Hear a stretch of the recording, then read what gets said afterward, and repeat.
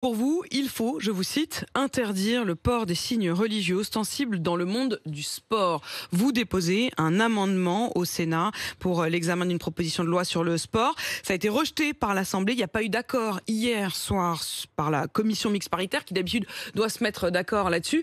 D'abord, pourquoi interdire les signes ostensibles de religion ? Bon, je crois que ce qu'il faut bien comprendre, c'est que cette initiative parlementaire, elle part de plusieurs constats. Le premier constat, c'est que l'islamisme a fait de l'école et du sport des cibles privilégiées d'entrisme.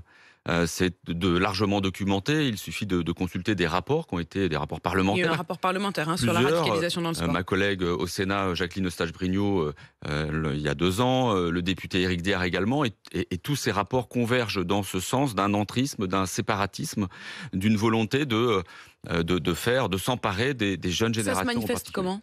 Alors, on en a longtemps débattu lors du texte précédent sur les principes de la République, pour lequel j'étais rapporteur sur toute la thématique éducation et sport. Les débats ont été nourris et là aussi on a convergé vers ce constat. Et ça, de quoi on parle ? En fait, on a une dawa, c'est-à-dire une méthode, une technique de prosélytisme par la visibilité, qui vise à imposer une norme idéologique, politique, de l'islamisme, de l'islam politique, sur les terrains de sport. Alors pourquoi ? Parce qu'il y a une exposition populaire et médiatique qui est parfois très large. Et donc cette exposition donne du crédit, tend à banaliser aussi cette pratique du port Donc du c'est voile. quoi ? C'est le voile ? C'est la séparation garçon-fille ?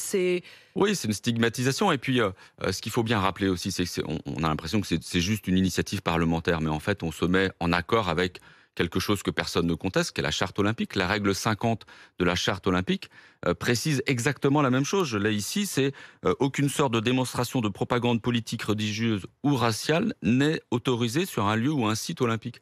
Et donc, en fait, on se met en quelque sorte en conformité avec la charte olympique. On est presque moins 10 ans Alors par après, rapport ceux à qui ne cette sont charte. pas d'accord avec vous avancent un autre article de cette même charte qui est légèrement différent et qui ouvre la porte à d'autres choses, qui disent les fédérations nationales doivent s'assurer que nul n'a été écarté, sous-entendu qu'il puisse être écarté pour des raisons raciales, religieuses, politiques ou en raison d'autres formes de discrimination.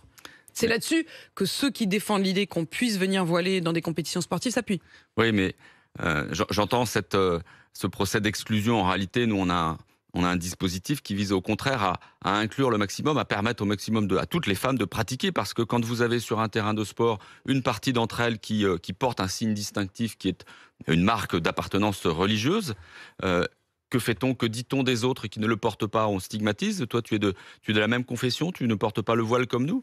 À partir du moment où il y a des signes distinctifs sur un terrain de sport, je pense que c'est stigmatisant. Donc le plus simple et le plus conforme au respect des valeurs de la République, c'est d'avoir une neutralité, y compris sur un terrain de sport, comme on l'a imposé il y a plus de 15 ans maintenant, il y a 18 ans, dans l'école.